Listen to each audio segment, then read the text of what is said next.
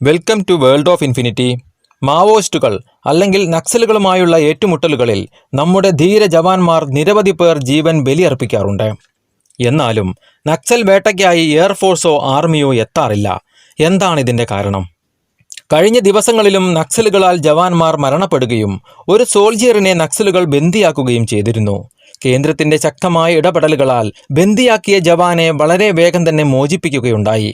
ഛത്തീസ്ഗഡിലെ ബിജാപൂർ ഡിസ്ട്രിക്റ്റിൽ ടെറാമിൽ നമ്മുടെ ആംഡ് ഫോഴ്സസിന്റെ ക്യാമ്പ് സ്ഥിതി ചെയ്യുന്നു.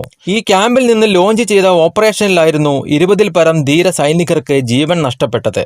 DRG, STF, CRPFിന്റെ കോബ്ര ഫോഴ്സ് തുടങ്ങിയ വിഭാഗങ്ങൾ നടത്തിയ മാവോയിസ്റ്റുകൾക്കെതിരെയുള്ള സംയുക്ത ഓപ്പറേഷനായിരുന്നു അവിടെ നടന്നത്. 2021 മാർച്ച് പകുതിക്ക് ശേഷം പലവിധ ഇൻപുട്ടുകൾ അടിസ്ഥാനമാക്കി നക്സലുകൾക്കെതിരെ ജോയിന്റ് ഓപ്പറേഷൻസ് നടക്കുന്നുണ്ടായിരുന്നു. നമ്മുടെ 20-ൽ പരം ധീര ജവാന്മാർക്ക് ജീവൻ നഷ്ടപ്പെട്ട ഏപ്രിലിലെ ഓപ്പറേഷന്റെ ഇൻപുട്ട് എന്തെന്നാൽ നിരവധി നക്സലുകൾ ഒരിടത്ത് ഒളിച്ചിരിക്കുന്നുവെന്നായിരുന്നു. ഈ സ്ഥലം ടെറാമിൽ നിന്ന് 20 കിലോമീറ്റർ ദൂരത്തിനുള്ളിലായിരുന്നു. നമ്മുടെ സൈനികർക്ക് ലഭിച്ച വിവരപ്രകാരം 50 മുതൽ 60 വരെയുള്ള നക്സലുകൾ പതിയിരിക്കുന്നു എന്നായിരുന്നു. നമുക്ക് ലഭിച്ച ഇൻപുട്ടുകൾ IBPS, ലോക്കൽ പോലീസ്, മറ്റ് വിഭാഗങ്ങൾ എന്നിവയെല്ലാം സംയുക്തമായി കളക്ട് ചെയ്ത ഡേറ്റകളായിരുന്നു. നക്സലുകൾ ഒളിച്ചിരിക്കുന്ന സ്ഥലത്തേക്ക് എത്തിച്ചേരാനായി 2 വില്ലേജുകൾ കടക്കണമായിരുന്നു. അത്ഭുതപ്പെടുത്തുന്ന കാര്യമെന്തെന്നാൽ ഈ 2 ഗ്രാമങ്ങളിലും ഒരൊറ്റയാളും ഉണ്ടായിരുന്നില്ല എന്നതാണ്. ഇങ്ങനെയൊരു സംഭവം ശ്രദ്ധയിൽപ്പെട്ടിട്ടും നമ്മുടെ ട്രൂപ്പ് ലക്ഷ്യത്തിലേക്ക് നീങ്ങിക്കൊണ്ടിരുന്നു. എന്നാൽ ലഭിച്ച ഇന്റലിജൻസ് റിപ്പോർട്ട് പ്രകാരമുള്ള ടാർഗറ്റിൽ ആരും ഉണ്ടായിരുന്നില്ല. നാം ഓർക്കണം, ഈ ഓപ്പറേഷൻ നടക്കുന്നത് പകലല്ല, രാത്രിയിലാണ്. മുഖ്യമായും ഇത്തരം ഓപ്പറേഷനുകൾ രാത്രിയിലാണ് പ്ലാൻ ചെയ്യുക. ലക്ഷ്യത്തിൽ എത്തിച്ചേർന്നെങ്കിലും യാതൊന്നും കാണാൻ നമ്മുടെ സേനയ്ക്ക് സാധിച്ചില്ല. ആ പ്രദേശമാകെ അരിച്ചുപുറുക്കി പരിശോധിച്ച് മടങ്ങാൻ ആരംഭിച്ചു സൈനികർ.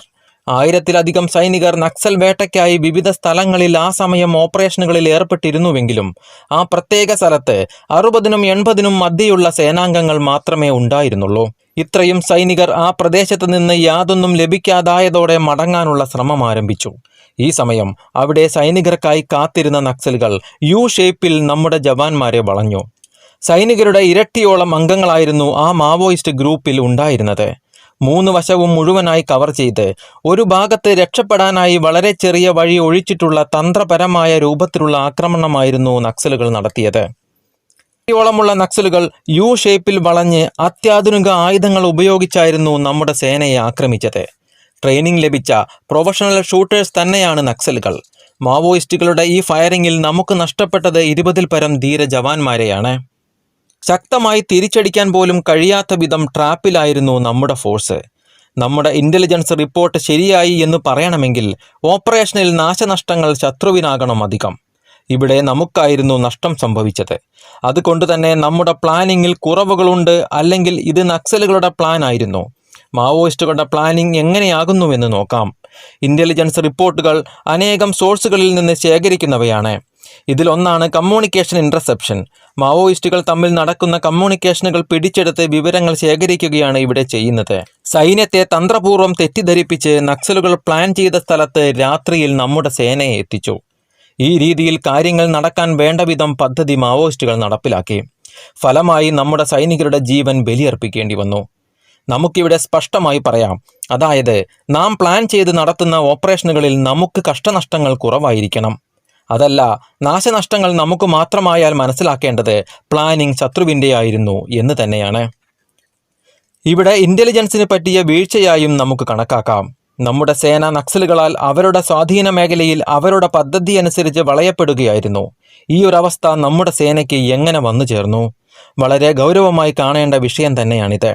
ധീരശൂര പരാക്രമികളായ വീരന്മാർ ഒന്നും ചെയ്യാനാകാതെ അകപ്പെടുകയായിരുന്നു.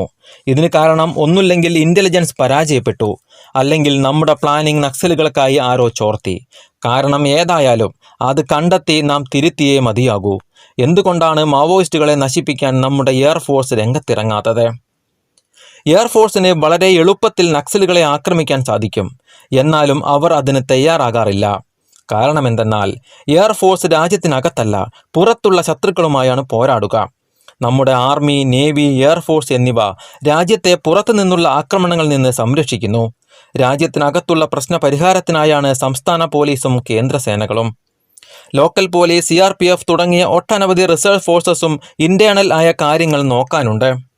രാജ്യത്തിനകത്തുള്ള ക്രമസമാധാന പ്രശ്നങ്ങളോടും രാജ്യവിരുദ്ധ പ്രവർത്തനങ്ങളോടും പോരാടുക എന്നത് സംസ്ഥാന പോലീസ്, CRPF, IBPS തുടങ്ങിയ ഒട്ടനവധി ഫോഴ്സുകളുടെ ചുമതലയാണ്.